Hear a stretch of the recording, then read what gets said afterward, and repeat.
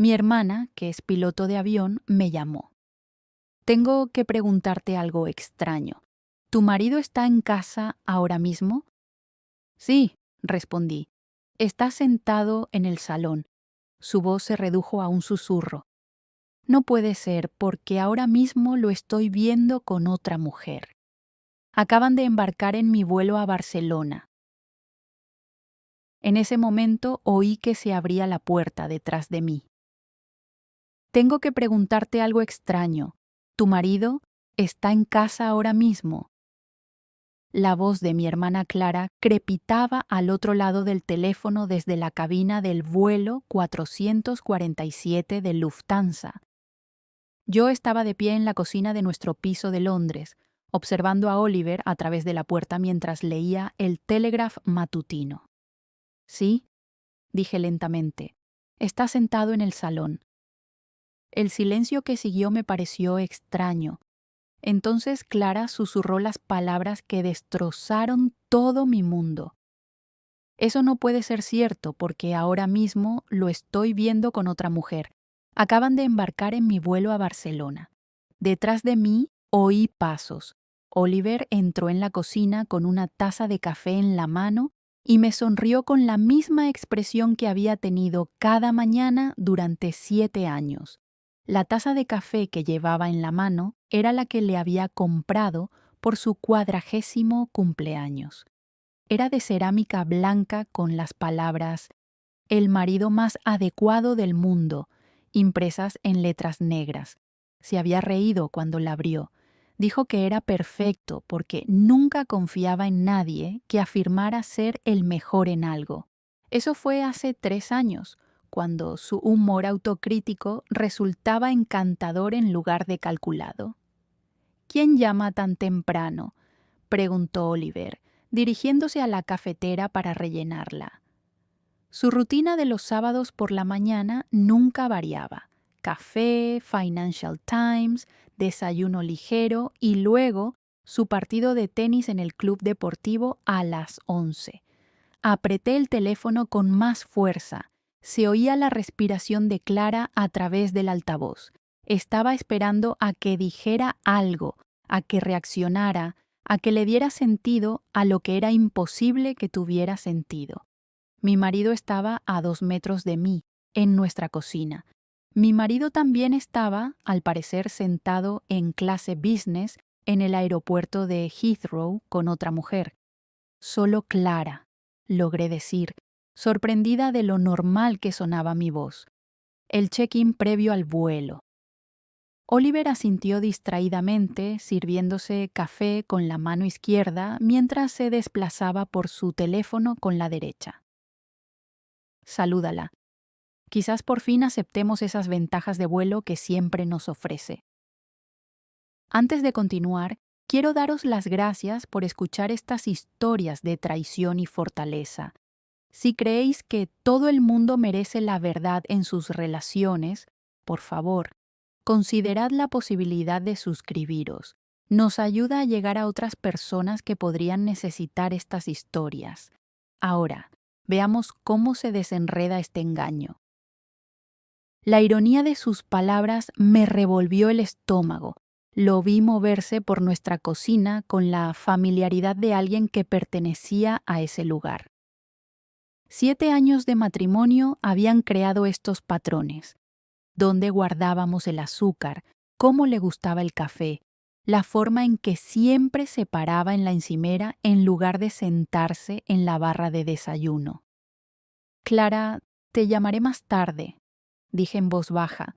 Emma, espera, tengo que contártelo. Su voz transmitía la misma urgencia que había tenido 3 años atrás, cuando llamó para informarme del infarto de papá.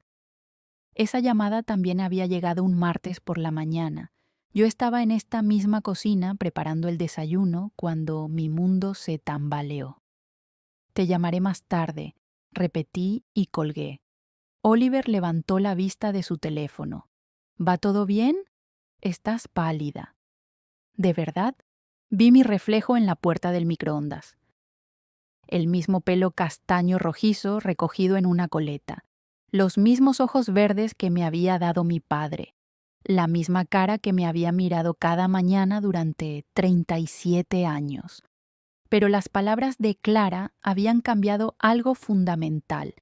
La cocina parecía diferente ahora, como cuando te das cuenta de que un cuadro lleva meses colgado torcido. Solo estoy cansada, dije, cogiendo mi taza de café. Mis manos estaban firmes. 20 años trabajando como contable forense me habían enseñado a mantener la compostura cuando descubría que nada era lo que parecía. Los directores generales se sentaban frente a mí, mintiendo descaradamente sobre millones desaparecidos, mientras yo asentía, tomaba notas y reunía pruebas. «Deberías volver a la cama», sugirió Oliver, con su acento de Oxford envolviendo las palabras con una calidez familiar. Ese acento me había encantado en una cena de amigos comunes hacía 8 años. Estaba explicando la diferencia entre el rugby y el fútbol americano a unos colegas que estaban de visita, gesticulando exageradamente con una copa de vino que accidentalmente derramó sobre mi vestido. Su mortificación había sido entrañable, ¿o no? Quizás lo haga, dije, estudiando su rostro. La misma mandíbula angulosa, los mismos ojos verdes con motas doradas, la misma pequeña cicatriz sobre la ceja izquierda, resultado de un accidente de bicicleta en su infancia. Cada detalle exactamente como debía ser. Mi teléfono vibró. Un mensaje de Clara. «Mira esto ahora». Apareció una foto. A través de la ventanilla del avión podía ver el interior de la clase business. Allí, en el asiento 3B, estaba sentado un hombre con un traje azul de Hugo Boss. La foto estaba tomada desde un ángulo, pero el perfil era inconfundible. La forma en que sostenía la cabeza, la curva de su mandíbula, la forma particular en que gesticulaba mientras hablaba. Oliver, mi Oliver. Hablando animadamente con una mujer rubia de unos 25 años que tenía la mano apoyada en su antebrazo con una intimidad despreocupada. Levanté la vista hacia Oliver, que estaba en nuestra cocina. Llevaba un jersey gris de cachemira, las gafas de lectura subidas al pelo y el mismo anillo de boda en la mano izquierda que habíamos elegido juntos en una pequeña joyería de Hatton Garden. En realidad, dije con una voz sorprendentemente firme, creo que voy a hacer tortitas. ¿Tortitas? ¿Un martes? ¿Qué se celebra?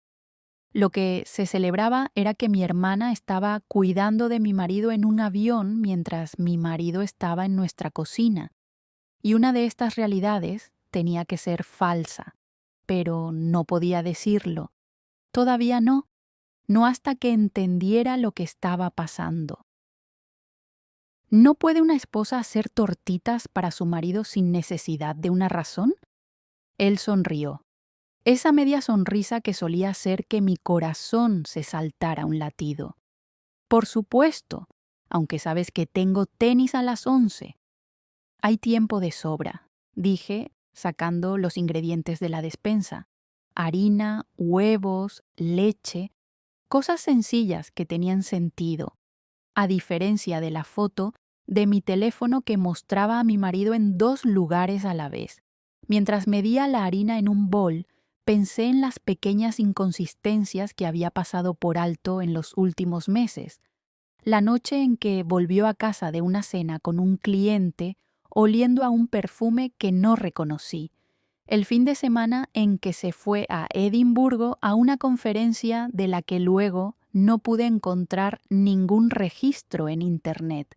La forma en que había estado perfecto últimamente, demasiado perfecto. No se le olvidaba ningún aniversario, no dejaba calcetines en el suelo del dormitorio, no tenía esos hábitos irritantes que antes me volvían loca y que ahora, curiosamente, parecían haber desaparecido.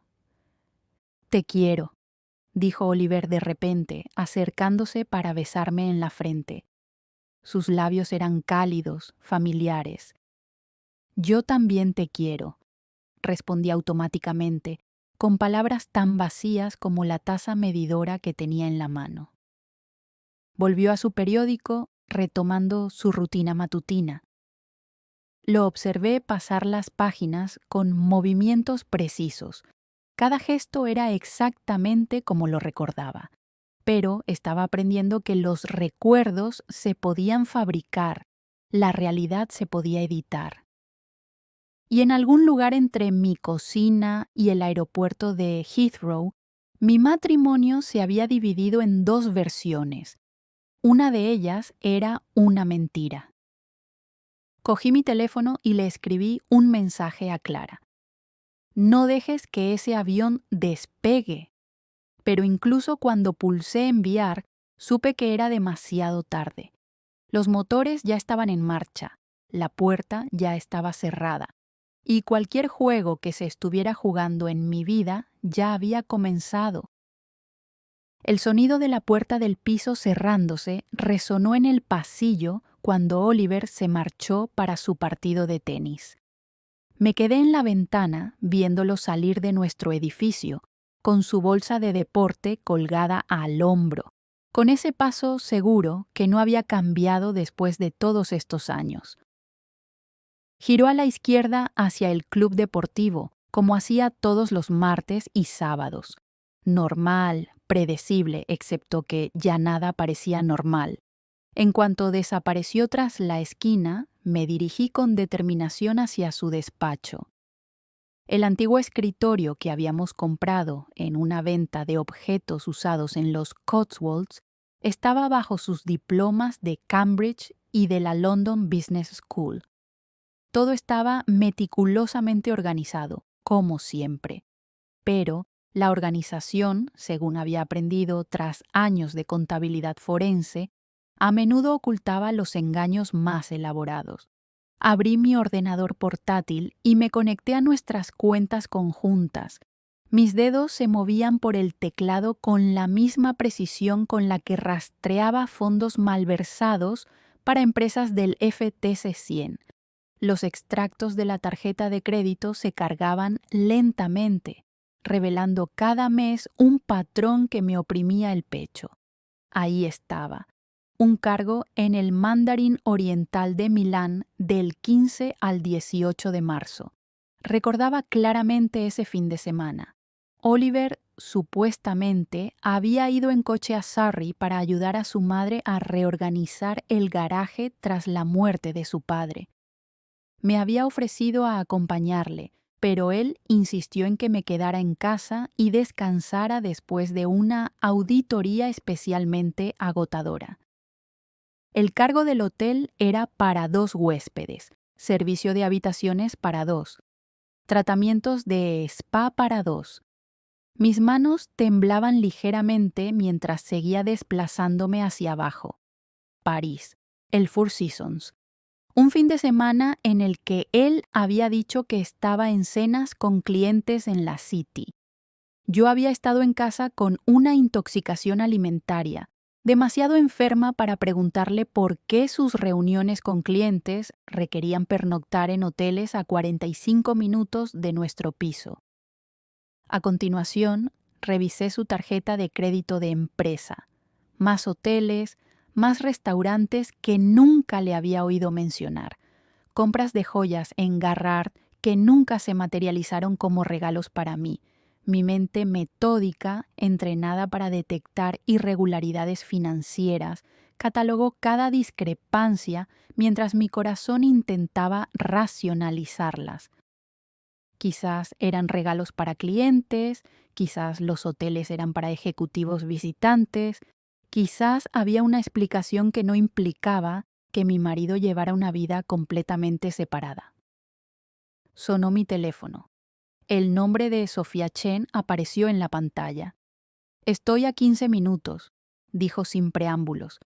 «Y Emma, tienes que prepararte. Lo que he descubierto es muy extenso. Sofía y yo habíamos sido compañeras de piso en la LSE. Ambas estudiábamos contabilidad antes de que nuestros caminos se separaran. el mío hacia la investigación forense, el suyo hacia lo que ella llamaba crípticamente inteligencia privada. Su divorcio de Richard, el banquero de la City, que se había acostado con su asistente de 23 años, la había transformado de analista corporativa a alguien especializada en lo que ella llamaba reconocimiento matrimonial. Mientras la esperaba, continué con mi investigación. Nuestras cuentas de inversión conjuntas mostraban actividad regular, pero cuando profundicé más, encontré retiradas que no reconocí. Pequeñas cantidades al principio, 5.000 libras aquí, 10.000 libras allá, siempre justo por debajo del umbral que activaría las alertas automáticas. El tipo de desvío sistemático que había visto en innumerables casos de fraude. Excepto que esta vez estaba ocurriendo en mis propias cuentas. Sonó el timbre. Sofía estaba allí, con su típico conjunto totalmente negro, la tableta apretada contra el pecho y el rostro sombrío. Había tenido la misma expresión cuando descubrió la aventura de Richard, cuando tuvo que contarme las deudas secretas de juego de mi padre tras su muerte, cuando la vida exigía una honestidad brutal entre amigos. «Enséñame», le dije, llevándola a la mesa del comedor. Abrió la tableta y sus dedos volaron por la pantalla con una eficiencia entrenada. La mujer con la que tu hermana lo vio es Madison Vale. 26 años, representante de ventas farmacéuticas de MedTech Industries. Apareció una foto, rubia, de una belleza convencional, con ese aspecto pulido que sugería un mantenimiento costoso. Lleva 2 años trabajando en el territorio de Londres. Sus redes sociales son en su mayoría privadas, pero conseguí acceder a algunas fotos etiquetadas. Las imágenes que siguieron me revolvió el estómago. Madison y Oliver en un restaurante que no reconocí. Madison y Oliver en lo que parecía el bar de un hotel en Mónaco. Madison y Oliver en una gala benéfica. La misma noche que yo estaba en Manchester para una conferencia. «¿Cuánto tiempo?», pregunté con voz distante como si fuera otra persona la que preguntaba. Según las huellas digitales, al menos 3 meses. Pero Emma, eso no es lo más extraño. Sofía abrió otra pantalla. «He accedido a las imágenes de seguridad de tu edificio a través de un contacto. Mira esto». El vídeo mostraba el vestíbulo de nuestro edificio el martes pasado. Oliver entraba a las 6:47 de la tarde, con un maletín en la mano. La hora coincidía con la hora a la que había llegado a casa del trabajo. Todo parecía normal hasta que Sofía hizo zoom. «Fíjate en su sombra», dijo. La sombra caía en un ángulo incorrecto. Parpadeaba ligeramente cuando pasaba por debajo de la lámpara de araña. Detalles que serían invisibles para una observación casual, pero evidentes para alguien que buscara un engaño. «Es tecnología deepfake», explicó Sofía. «Alguien ha estado insertando imágenes falsas en el sistema de seguridad de tu edificio. No es un trabajo de aficionados. Estamos hablando de un software sofisticado que cuesta cientos de miles de libras para implementarlo correctamente». Me quedé mirando la pantalla, con la mente luchando por procesar lo que eso significaba. ¿Por qué alguien se tomaría tantas molestias? Eso es lo que tenemos que averiguar, pero hay más. Abrió otro archivo. Hablé discretamente con algunos de tus vecinos. La señora Patterson del 20C mencionó algo interesante. La señora Patterson, de 78 años, vivía sola con sus 2 gatos persas. Pasaba la mayor parte del tiempo mirando el pasillo a través de la mirilla, el sistema de seguridad no oficial del edificio. Dijo que vio a Oliver marcharse con maletas hace 3 meses, el fin de semana que estuviste en esa conferencia en Manchester. Lo recordaba específicamente porque él la ayudó con la compra al salir. Dijo que se iba por un tiempo. Recordé ese fin de semana. La conferencia había sido obligatoria. 2 días de aburridas presentaciones sobre las nuevas regulaciones de la FCA. Volví a casa el domingo por la noche y encontré a Oliver preparando la cena. Pollo al romero, mi plato favorito. Me dijo que había pasado el fin de semana organizando su oficina en casa y recuperando el sueño. La oficina estaba exactamente igual. Pero volví a casa y él estaba aquí, dije, con un nudo en la garganta. ¿Estaba él o era alguien que se parecía exactamente a él? La habitación se inclinó ligeramente. Me agarré al borde de la mesa, mi mente de contable intentando crear columnas lógicas donde no las había. Eso es una locura. A la gente no se la sustituye así como así. No, asintió Sofía con voz suave pero firme. No se hace. No sin recursos y planificación significativos. Emma, ¿ha estado Oliver trabajando en algo delicado? ¿Algún acuerdo o proyecto que pudiera convertirlo en un objetivo? Pensé en su trabajo reciente, fusiones, adquisiciones, las actividades habituales de la banca de inversión. Nada que pareciera merecer un engaño tan elaborado, a menos que hubiera algo que no me hubiera contado, otro secreto que añadir a la creciente lista. Necesito ver más imágenes, dije con voz más firme. Todas las entradas y salidas de los últimos 3 meses, recibos de tarjetas de crédito, registros telefónicos, todo. Sofía asintió, ya escribiendo en el teclado. Conseguiré lo que pueda, pero Emma, tienes que tener cuidado. Quien quiera que esté haciendo esto, ya sea Oliver u otra persona, ha invertido muchos recursos. No es un asunto sencillo, es algo completamente diferente. Sofía se marchó después de darme un teléfono encriptado para contactar con ella, advirtiéndome que actuara con normalidad hasta que entendiéramos el alcance total de lo que estaba sucediendo. Pasé el resto de la tarde en un estado de animación suspendida, limpiando cosas que no necesitaban limpieza, organizando archivos que ya estaban organizados. Cualquier cosa para mantener mis manos ocupadas mientras mi mente barajaba posibilidades que parecían cada vez más descabelladas. A las 5:30 oí la llave de Oliver en la cerradura. El hombre que podría no ser Oliver. El extraño que había estado viviendo en mi casa, compartiendo mi cama, desempeñando el papel de mi marido con tal precisión que nunca lo había cuestionado hasta hoy. Puse una expresión de calma en mi rostro y empecé a preparar la cena. «Huele de maravilla», exclamó como siempre. La rutina era tan familiar que parecía un acto instintivo.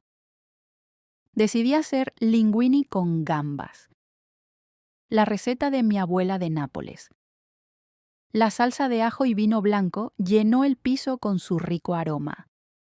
Este plato en particular tenía un significado especial en nuestra relación.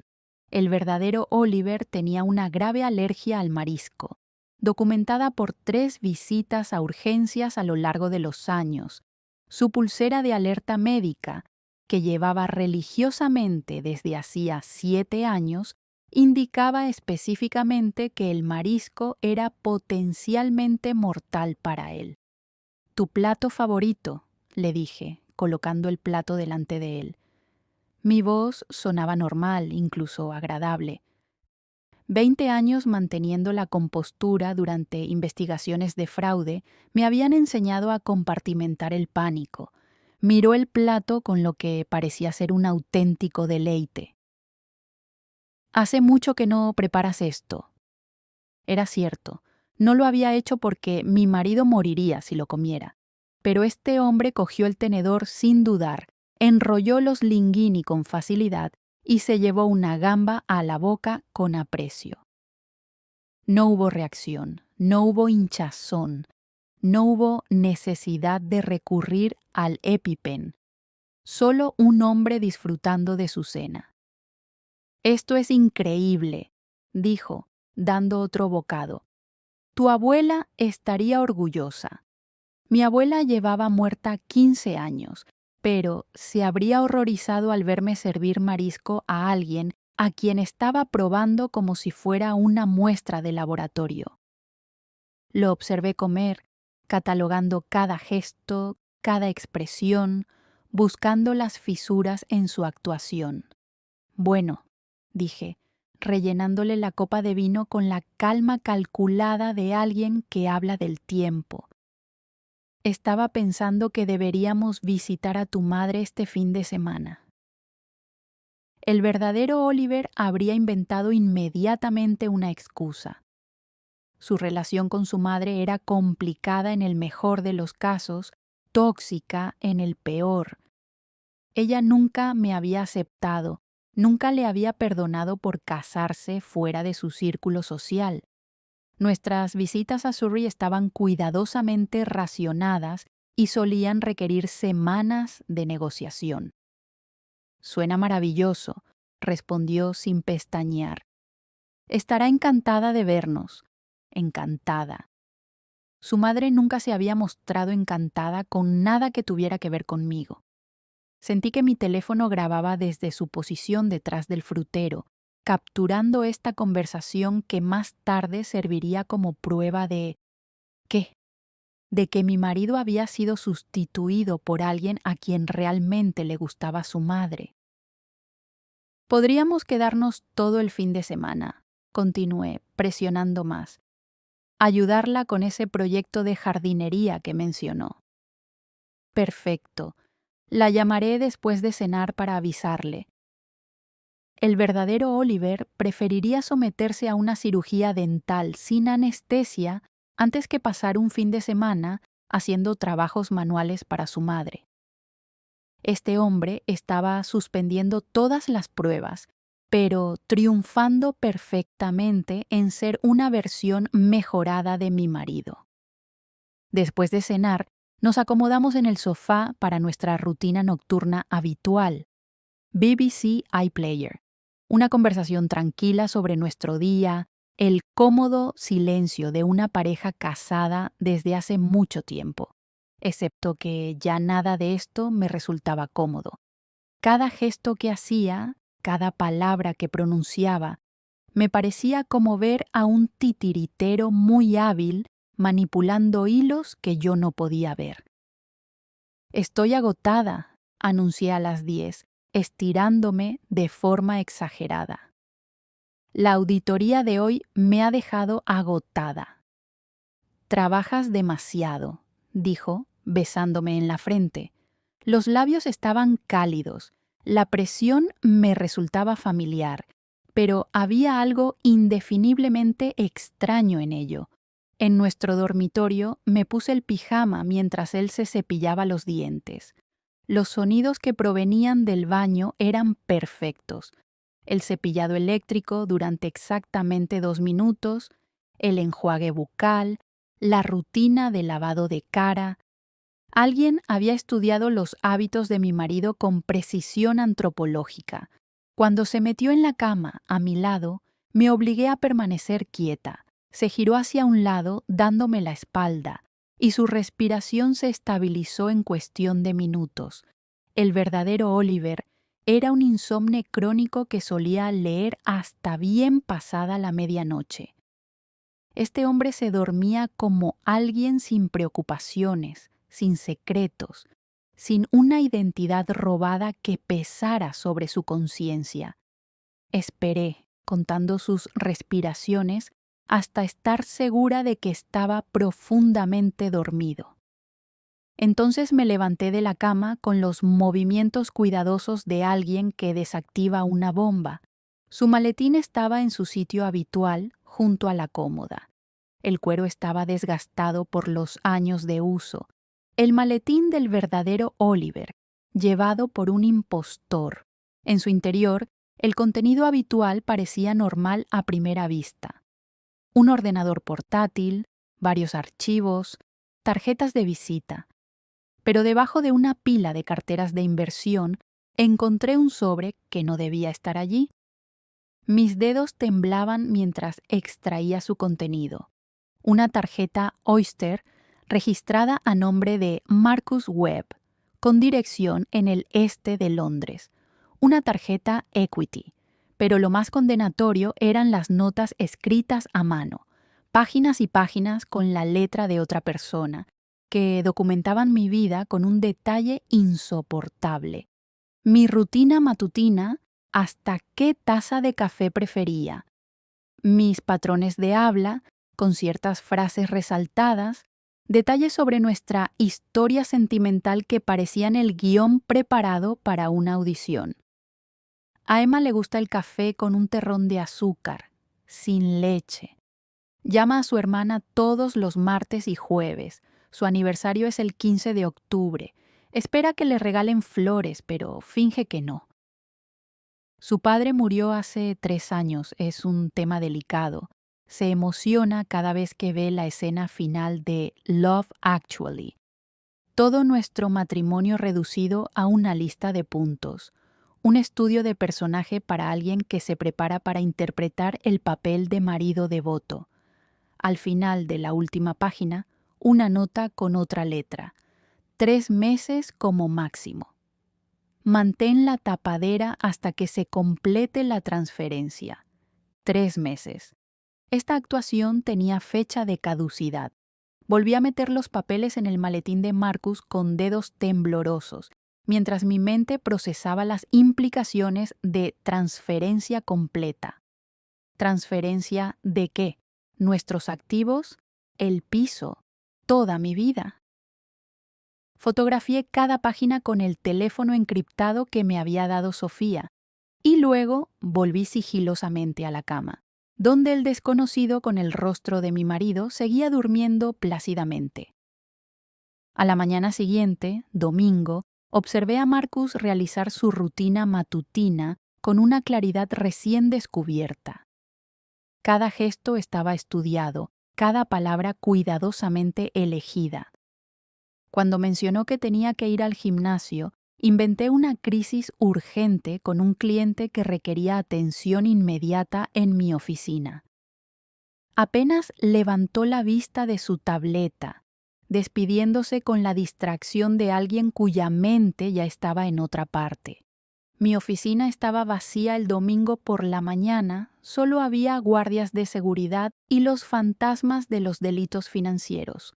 Me encerré en mi oficina de la esquina con vistas al Támesis y abrí mi ordenador portátil con la determinación de alguien a punto de operar su propia vida.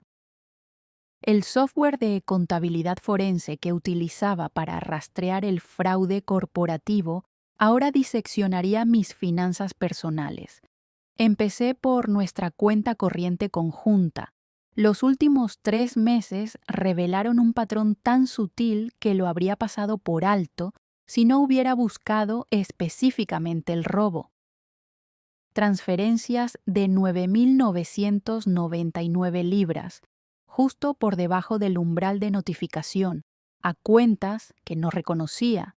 Los bancos receptores estaban en las Islas Caimán, famosas por sus leyes de privacidad y su resistencia a las investigaciones internacionales. Cada transferencia había sido autorizada con las credenciales de mi marido en momentos en los que Marcus estaba sentado frente a mí durante la cena o durmiendo a mi lado en la cama. El verdadero Oliver estaba en otro lugar, vaciando sistemáticamente nuestras cuentas mientras su doble contratado me mantenía distraída con imitaciones perfectas de la felicidad doméstica.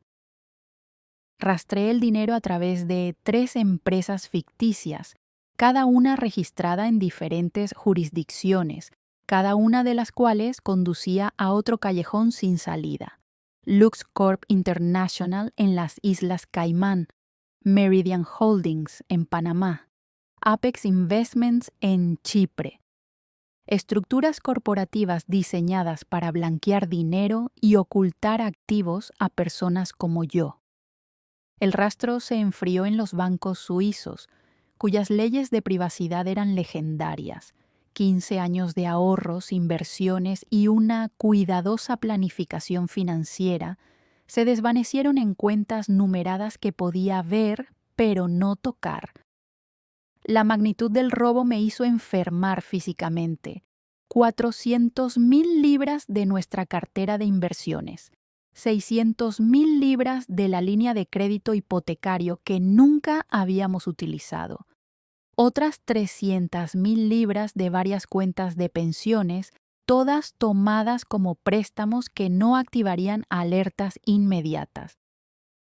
1,3 millones de libras esterlinas extraídas metódicamente, mientras yo dormía junto a una desconocida que había memorizado mis preferencias en cuanto al café. Pero el dinero era solo el principio. Cuando accedí a mi base de datos de clientes profesionales, descubrí algo peor. Los registros de inicio de sesión mostraban accesos desde direcciones IP que no reconocía. Descargas de datos financieros confidenciales de 3 importantes auditorías corporativas que había realizado. Información que, en manos equivocadas, podría facilitar operaciones con información privilegiada por valor de decenas de millones. Consulté el perfil profesional de Madison Vale. Ahora, su trabajo como representante de ventas farmacéuticas parecía una tapadera. Su LinkedIn mostraba conexiones con varios gestores de fondos de cobertura, del tipo que operaban en zonas grises legales y no eran muy exigentes con el origen de su información. Su historial de viajes en las redes sociales coincidía perfectamente con operaciones sospechosas con acciones farmacéuticas que se habían producido justo antes de importantes anuncios normativos. No solo me estaban robando a mí, estaban utilizando mi reputación, mi acceso y mis relaciones con los clientes para cometer delitos federales.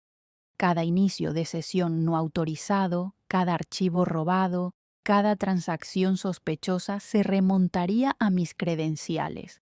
Si se descubría, no solo perdería dinero, perdería mi licencia, mi carrera y, posiblemente, mi libertad.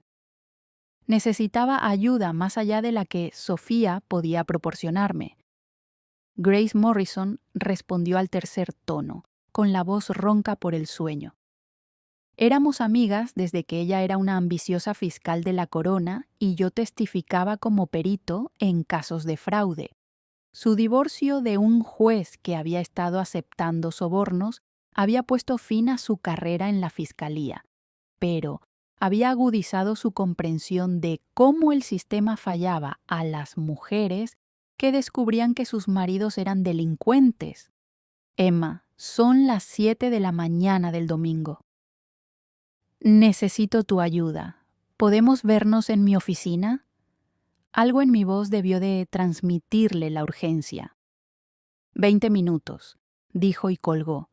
Grace llegó con aspecto de haberse puesto la primera ropa que había encontrado. Sus instintos fiscales seguían siendo agudos a pesar de llevar 3 años en la práctica privada.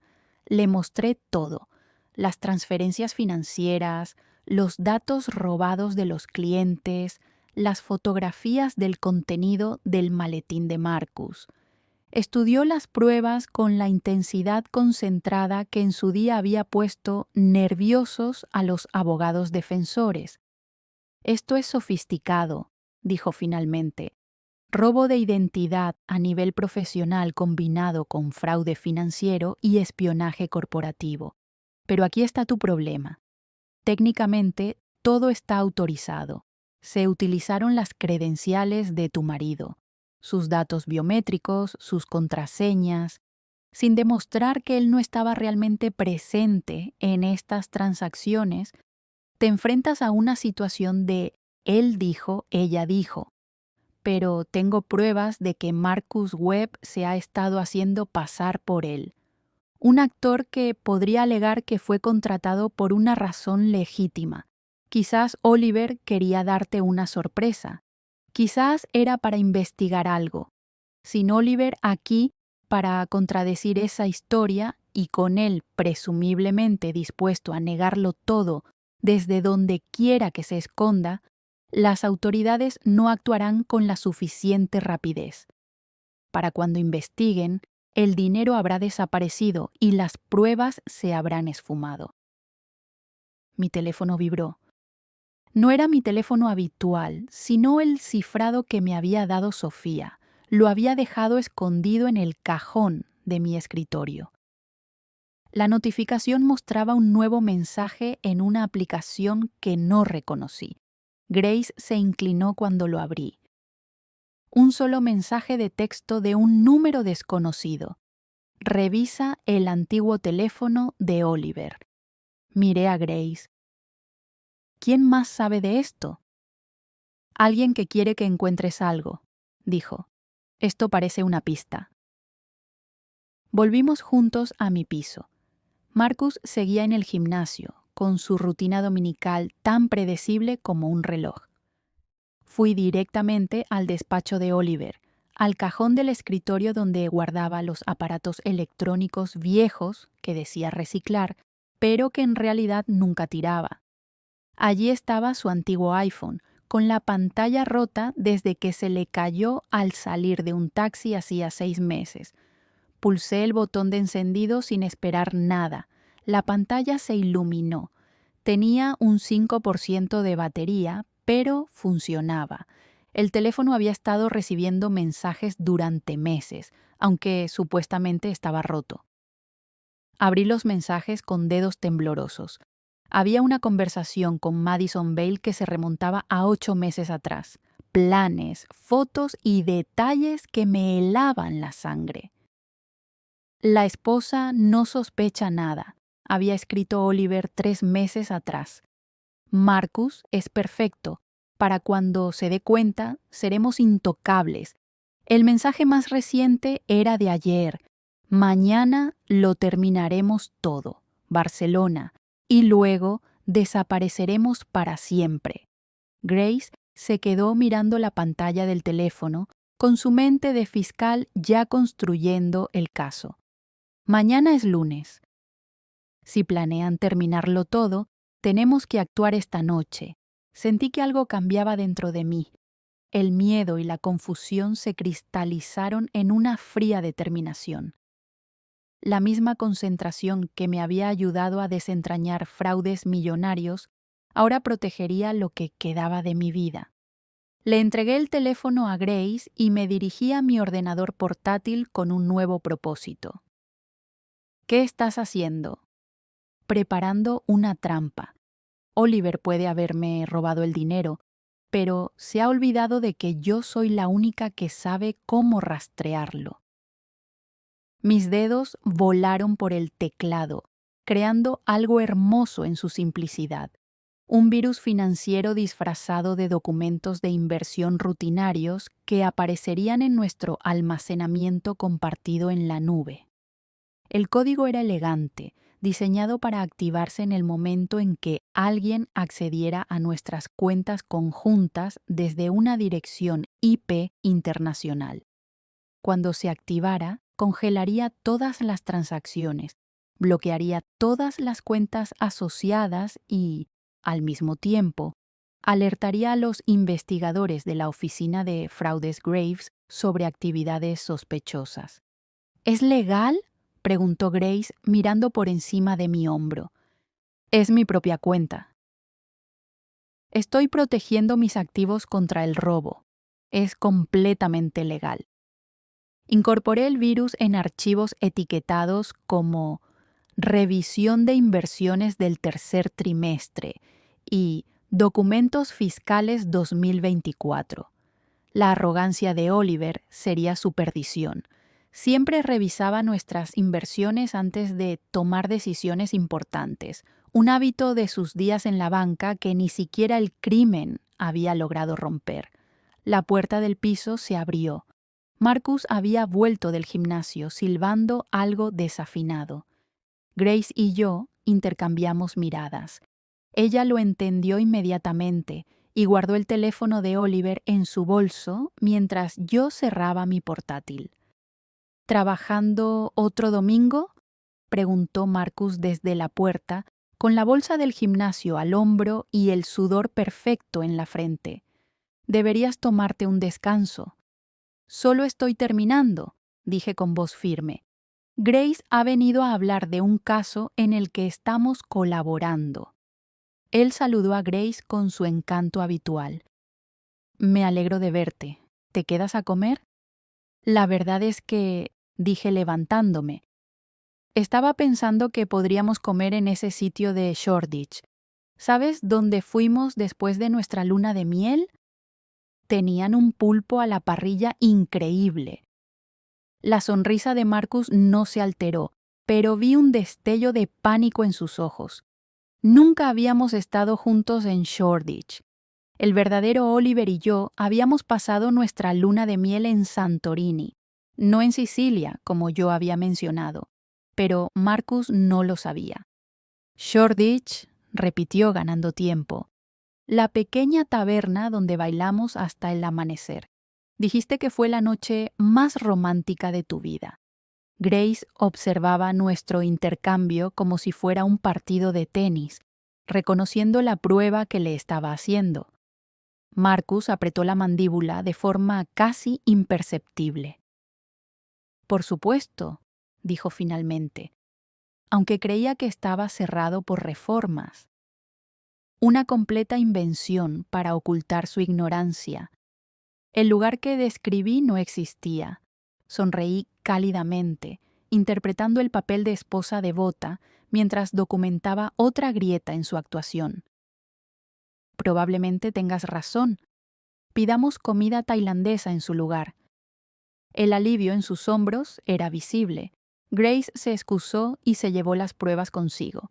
Mientras Marcus se dirigía a la ducha, hice 3 llamadas telefónicas que encenderían la mecha del plan cuidadosamente elaborado por Oliver. Primero, a Robert Steinberg, director ejecutivo de Steinberg Industries y el mayor cliente de Oliver. Mantuve un tono coloquial, preocupado, pero sin alarmarme. Robert, siento mucho molestarte un domingo, pero he detectado una actividad inusual en la cartera de inversiones de tu empresa mientras revisaba cuentas adyacentes. No es nada grave, probablemente solo un error administrativo, pero quizá quieras que tu equipo le eche un vistazo.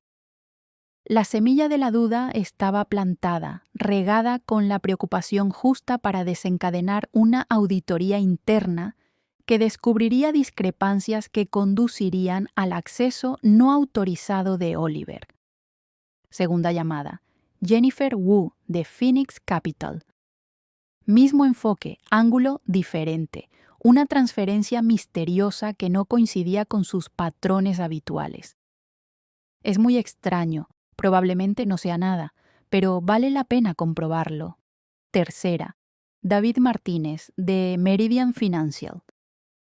Para el lunes por la mañana, 3 grandes empresas descubrirían brechas de seguridad que se remontaban a las credenciales asociadas a Oliver Mercer. Mi teléfono sonó cuando terminé la tercera llamada. El identificador de llamadas mostraba la residencia de mi madre en Kent. Se me encogió el pecho. Las llamadas los domingos por la tarde solían significar emergencias médicas. Señora, Chen. La voz era de Nancy, la directora del centro. Su madre está bien, pero bastante agitada. Insiste en que alguien miente sobre la visita de su marido. Voy para allá. El trayecto hasta Kent duró 90 minutos. Marcus creía que estaba gestionando una crisis relacionada con la medicación de mi madre. El centro estaba rodeado de árboles que empezaban a teñirse de dorado, un entorno tranquilo para las personas que se encontraban en la última etapa de su vida. La habitación de mi madre daba al jardín y estaba cubierta de fotos, sus recuerdos hechos tangibles. ¡Emma! Me agarró las manos en cuanto entré, con una fuerza que no parecía propia de sus 82 años. Esa mujer miente. Le dije que Oliver estuvo aquí el mes pasado, pero dice que no hay constancia. Nancy estaba en un rincón con aire arrepentido. El registro de visitas no muestra ninguna entrada, pero la señora Chen insiste. La demencia de mi madre la convertía en una testigo poco fiable en la mayoría de las situaciones, pero tenía momentos de sorprendente lucidez, especialmente sobre acontecimientos recientes. Cuéntame sobre su visita, mamá. Vino un jueves. Lo recuerdo porque era el día del pudín. Preguntó por el seguro de vida de tu padre. Quería saber si había otras pólizas además de la que tú conocías. Le hablé de la póliza de Aviva, la que tu padre nunca te contó. Se me heló la sangre. Había otra póliza, una que descubrí solo después de la muerte de papá. 500,000 libras que se habían destinado a pagar los cuidados de mamá. Pocas personas lo sabían. ¿Preguntó por algo más? La caja de seguridad. Quería saber en qué banco estaba y qué había dentro. Le hablé de la colección de monedas de tu padre, la que él pensaba que algún día sería valiosa. Le di un beso en la frente, le prometí que volvería pronto y salí al pasillo con Nancy.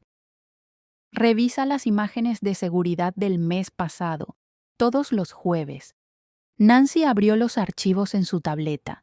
Revisamos semanas de grabaciones, residentes entrando y saliendo, familias de visita, cambios de personal. Entonces lo vimos. 15 de agosto, 2:47 de la tarde. Oliver entrando por la puerta principal firmando el registro de visitantes, pasando 43 minutos con mi madre.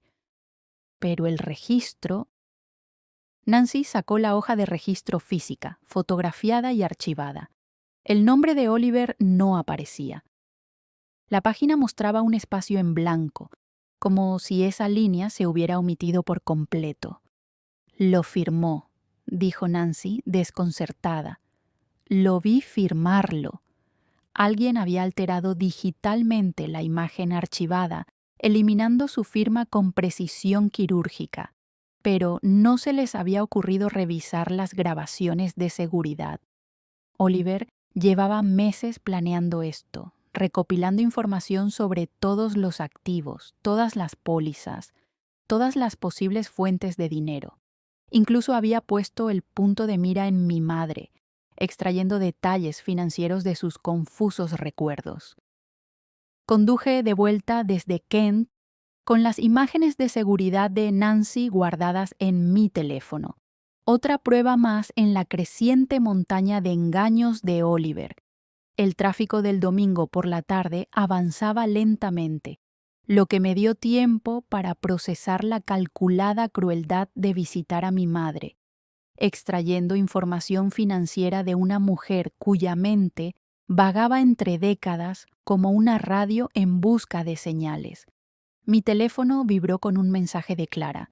Su vuelo había aterrizado en El Prat hacía 3 horas. Las fotos adjuntas hicieron que apretara las manos sobre el volante. Oliver y Madison en la oficina de cambio del aeropuerto, con la mano de él en la espalda de ella con una intimidad casual.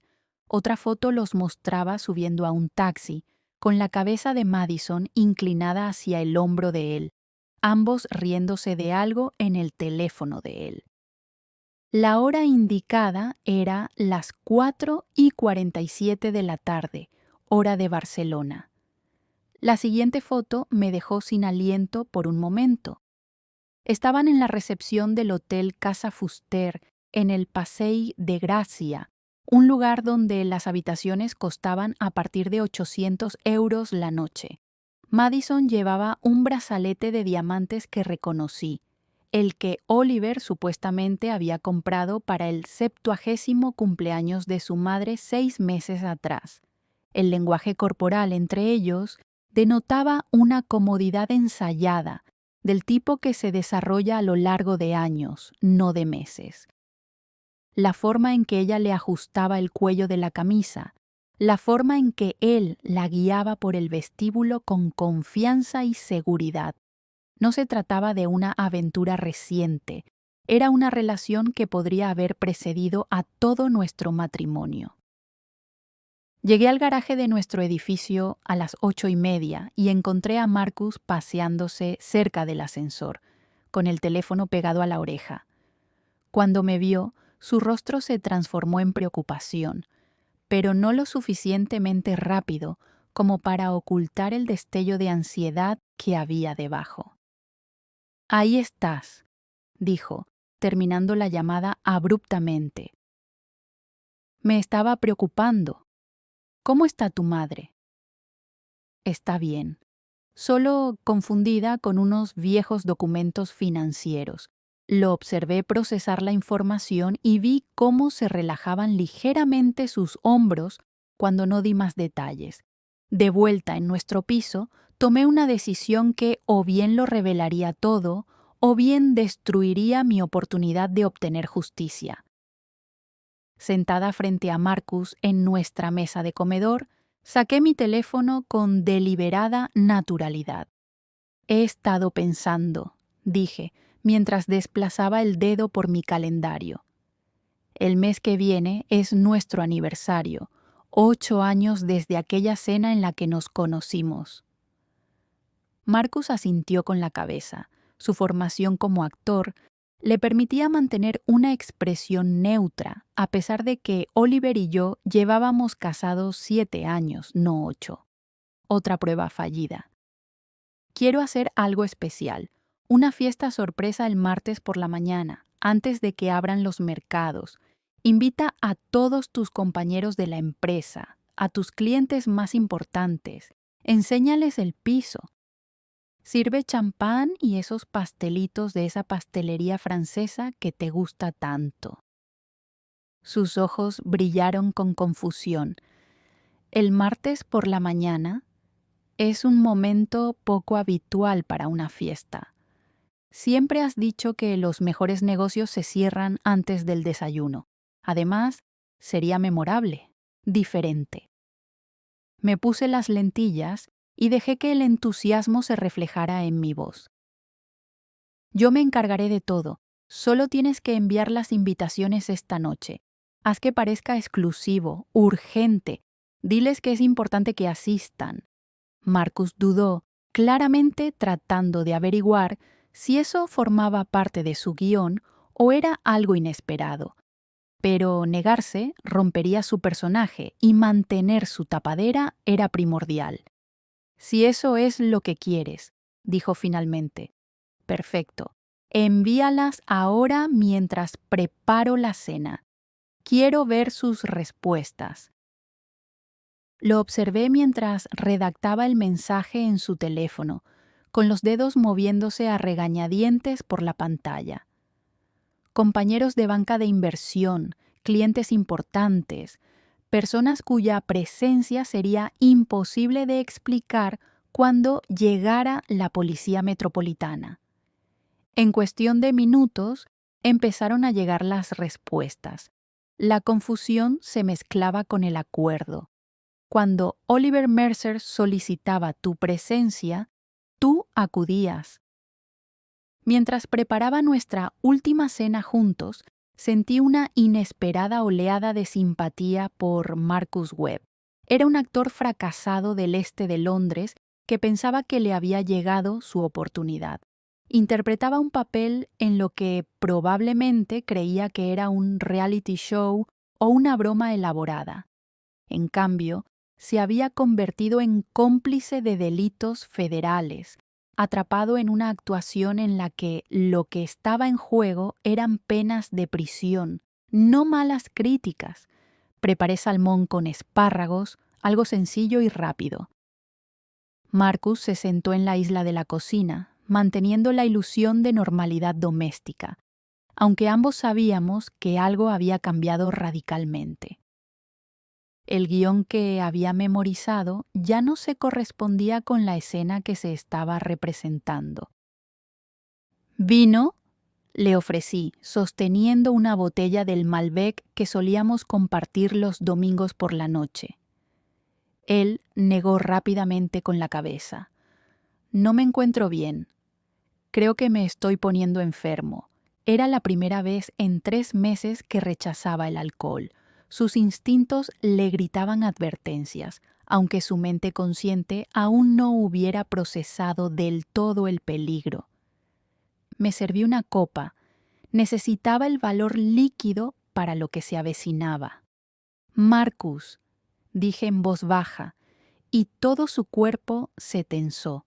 Nunca llamé a Oliver por el nombre equivocado. Sé quién eres. El silencio se extendió entre nosotros como una cuerda floja. Su rostro pasó por diferentes emociones: sorpresa, miedo, cálculo y, finalmente, resignación. Cuando habló, el acento de Oxford había desaparecido, sustituido por el puro acento del East End. ¿Desde cuándo lo sabes? Desde el martes por la mañana, cuando mi hermana vio al verdadero Oliver subiendo a un avión mientras tú estabas sentado en nuestro salón. Se llevó las manos a la cabeza, un gesto tan genuinamente humano que mi ira se desvaneció. No sabía nada de los delitos. Es decir, él me dijo que estaban separados, que necesitaba a alguien que cuidara de la casa y mantuviera las apariencias por motivos de negocios. Me pagó 20,000 libras en efectivo por fingir ser él durante 3 meses. Me pareció raro, pero legal. ¿De verdad te lo creíste? Quería creerlo. Su voz se quebró ligeramente. Llevo 15 años haciendo audiciones, sirviendo mesas, conduciendo furgonetas de reparto, viendo cómo actores más jóvenes conseguían los papeles que yo quería. Entonces aparece este tipo y me ofrece más dinero del que había visto en mi vida por interpretar un papel. No hice preguntas porque no podía permitirme hacerlo. Mi teléfono vibró con un mensaje de Grace. La policía metropolitana se mudará mañana por la mañana. Todo está listo. Miré a Marcus, ese desconocido que había dormido en mi cama, comido en mi mesa y participado en un engaño que había destruido mi vida. Pero ahora, sentado frente a él, viendo la derrota en sus hombros, reconocí a otra víctima de la manipulación de Oliver. Mañana por la mañana llegará la policía. Las personas que has invitado estarán aquí para presenciarlo. Puedes ser arrestado como cómplice o cooperar como testigo. «Testigo», dijo inmediatamente. «Dios, testigo». Tengo documentos, grabaciones. Me obligó a guardarlo todo por si sospechabas. Dijo que era un seguro. Marcus pasó la noche en nuestro sofá después de mostrarme la llave de un trastero donde lo había guardado todo: contratos, grabaciones de llamadas telefónicas con Oliver, instrucciones detalladas para mantener el engaño. Apenas dormimos, ambos esperando el amanecer que pondría fin a esta elaborada actuación. A las 5:47 de la mañana sonó mi teléfono. «Los han cogido», dijo Clara, con una voz que transmitía tanto agotamiento como satisfacción. «La policía española los ha detenido en el Prat. Intentaban coger un vuelo de conexión a Zúrich». Puse el altavoz para que Marcus pudiera oírla. Se sentó en el sofá con la manta que le había dado alrededor de la cintura, con el aspecto de un hombre a punto de escuchar su propio veredicto. «La detención fue dramática», continuó Clara. Estaban en la sala VIP cuando llegó la policía. Madison empezó a llorar, alegando que no sabía nada de ningún delito, pero Oliver... Su compostura finalmente se quebró. Intentó huir. Lo derribaron allí mismo delante de todo el mundo. Alguien lo grabó. Ya está en los canales de noticias europeos. Marcus cerró los ojos, quizá al darse cuenta de lo cerca que había estado de acabar él mismo esposado. Fui a la cocina y empecé a preparar café, con las manos firmes a pesar de la adrenalina que corría por mi cuerpo. El piso pronto se llenaría de testigos del desenlace del engaño de Oliver. A las 7:30 de la mañana empezaron a llegar los primeros invitados. Robert Steinberg, de Steinberg Industries, con aspecto confundido pero curioso. Jennifer Wu, de Phoenix Capital, vestida de manera impecable a pesar de la hora inusual. David Martínez, varios socios junior de la empresa de Oliver, clientes cuyas carteras representaban miles de millones en activos gestionados. Se agruparon en nuestra sala de estar, aceptaron café y mantuvieron una incómoda charla trivial sobre la misteriosa urgencia de la invitación. «Más vale que valga la pena, Oliver», le dijo Robert a Marcus, que permanecía paralizado junto a la ventana. «He cancelado una reunión de desayuno con el equipo de Seúl». Marcus me miró, con pánico evidente en sus ojos. El guión no lo había preparado para esto. Di un paso adelante, interpretando a la anfitriona amable por última vez. «Gracias a todos por venir. Sé que la hora es inusual, pero en un momento comprenderán por qué su presencia es tan importante». A las 7:58 de la mañana oí pasos en el pasillo, varios pares moviéndose con determinación. Marcus también los oyó y palideció. El timbre sonó una vez, formalmente, seguido inmediatamente de unos golpes firmes. «Policía Metropolitana. Tenemos una orden». La habitación estalló en murmullos confusos cuando abrí la puerta. Entraron 6 agentes, cuya presencia transformó inmediatamente nuestro piso de una reunión social a una escena del crimen. La detective al mando, una mujer con el pelo gris acero y unos ojos que no se les escapaba nada, mostró su identificación. «Inspector jefe Sarah Brennan, Comando de Delitos Económicos. Buscamos a Oliver Mercer». «Ese soy yo», dijo Marcus, con su acento del East End traspasando la apariencia de Oxford. «¿Excepto que no lo es?» «Quiero decir», miró a la inspectora Brennan con un alivio desesperado.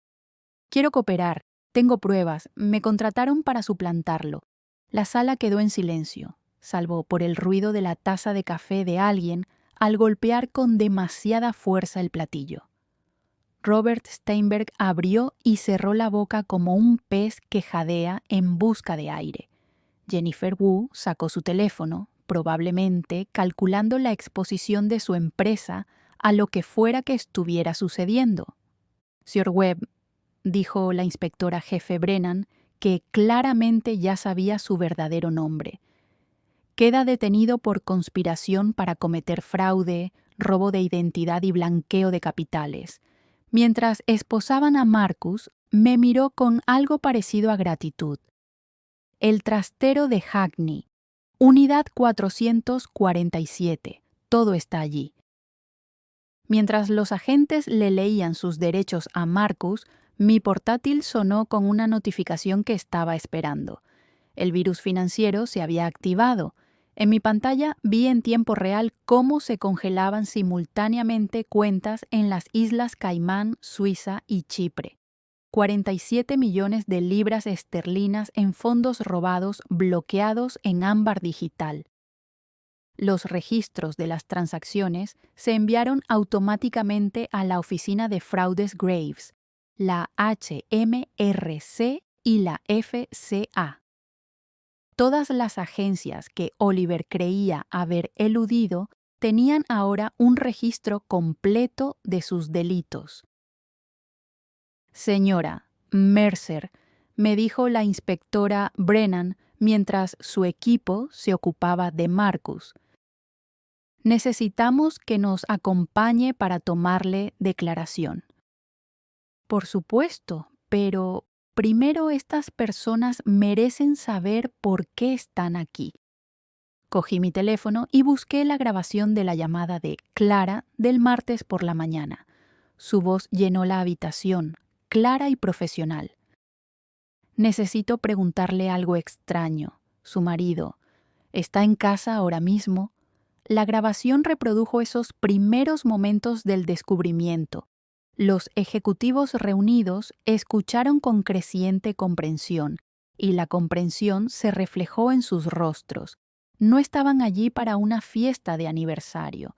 Eran testigos del desenlace de un fraude masivo que podría haber destruido sus empresas. Su marido, dijo la inspectora Brennan dirigiéndose a la sala mientras su equipo trabajaba, ha estado robando secretos corporativos y facilitando el uso de información privilegiada, utilizando la información obtenida a través del trabajo de contabilidad forense de su esposa. El hombre con el que se ha estado reuniendo durante los últimos 3 meses era el señor Webb, contratado para mantener la ilusión mientras el verdadero Oliver Mercer intentaba huir con los activos robados. David Martínez se hundió en nuestro sofá, calculando la exposición de su empresa. Jennifer Wu ya estaba hablando por teléfono con su equipo legal, pero Robert Steinberg se acercó a mí, con una expresión que pasó de la sorpresa a algo parecido a la admiración. Lo descubriste, tú lo preparaste todo, asentí, sintiéndome de repente agotado. Él contaba con que yo no me daría cuenta, o que si lo hacía, no podría demostrarlo. Las irregularidades en la auditoría que mencionaste el domingo eran reales. Vuestros sistemas estaban comprometidos, pero ahora la policía tiene todo lo que necesita para rastrear exactamente qué se llevó y cómo. El teléfono de la inspectora Brennan vibró. Ella respondió, escuchó y luego me miró. Las autoridades españolas han confirmado que tienen a Oliver Mercer y Madison Vale bajo custodia. Serán extraditados para enfrentarse a los cargos aquí. El piso que había sido nuestro hogar, nuestro refugio, era ahora la escena de un crimen. Los agentes lo fotografiaron todo. Recogieron pruebas y trataron nuestra vida juntos como pruebas en un caso criminal. Los testigos reunidos se fueron marchando poco a poco, deteniéndose cada uno para ofrecer condolencias incómodas o agradecimientos confusos. Cuando el último agente se disponía a marcharse, la inspectora Brennan me entregó una tarjeta. Necesitaremos que testifique. Su trabajo forense, el virus que creó para rastrear el dinero, es la base de nuestro caso. Estaré allí, dije, y lo decía en serio. El piso quedó en silencio. Me quedé de pie en nuestra cocina, rodeada de los restos de la última actuación de Marcus.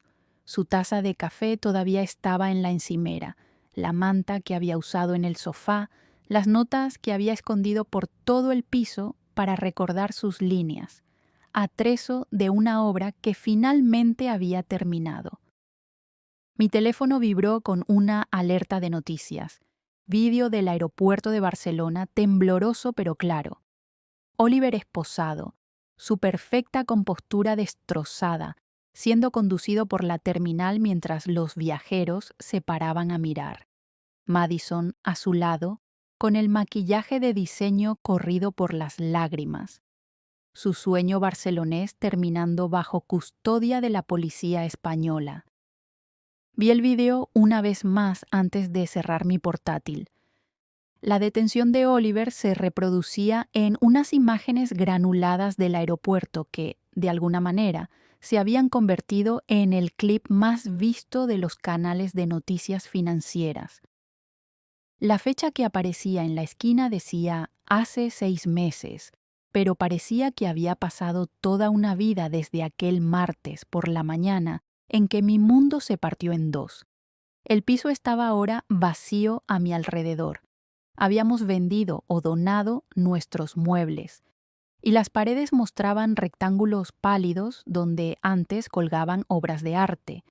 La empresa de mudanzas se había llevado las últimas cajas ayer, dejando solo los ecos de un matrimonio que había sido más una actuación que una relación. Me quedé de pie junto a las ventanas con vistas a Londres, con las llaves pesadas en la mano, esperando al agente inmobiliario que tomaría posesión en 20 minutos. El proceso de divorcio se había desarrollado con una rapidez inusual una vez que los fiscales de la corona presentaron su caso. El abogado de Oliver, que trabajaba desde un centro de detención francés mientras luchaba contra la extradición, tenía poca influencia frente a las pruebas de fraude, robo de identidad y conspiración. La jueza, una mujer que había visto suficientes delitos financieros como para reconocer el comportamiento depredador, se había mostrado particularmente poco comprensiva con un marido que había contratado a un actor para sustituirlo mientras liquidaba los bienes matrimoniales. El acuerdo me dejó con más de lo que esperaba: el producto de la venta del piso, los fondos recuperados de las cuentas congeladas y los daños y perjuicios que pagó la compañía de seguros de Oliver para evitar un juicio público. El dinero no podía compensar 3 meses durmiendo junto a un desconocido ni 7 años con un hombre capaz de tal engaño, pero podía comprar la libertad para reconstruir mi vida. Mi teléfono sonó, mostrando un recordatorio de una cita con un cliente. No se me escapó la ironía de que mi trauma se hubiera convertido en mi especialidad. El espacio de oficina que había alquilado en Shoreditch llevaba una sencilla placa de latón: Chen Forensic Consulting, especialista en protección de bienes matrimoniales y verificación de identidad. Lo que comenzó como recomendaciones de boca en boca se había convertido en una lista de espera de mujeres que sospechaban que sus realidades habían sido editadas. La semana pasada, ayudé a una cirujana de Harley Street a descubrir que su marido, con quien llevaba 15 años casada, había estado utilizando tecnología deepfake para aparecer en conferencias médicas mientras, en realidad, dirigía otra consulta en Dublín. La semana anterior, una productora del West End descubrió que su cónyuge había contratado a 3 dobles diferentes para mantener coartadas en varias ciudades. Cada caso era como excavar capas de engaño con las mismas herramientas que me habían salvado la vida. El agente inmobiliario llegó y aceptó las llaves con profesionalidad. Mientras bajaba en el ascensor por última vez, mi teléfono vibró con un mensaje de Clara: Giovanni's a las 7. Yo invito.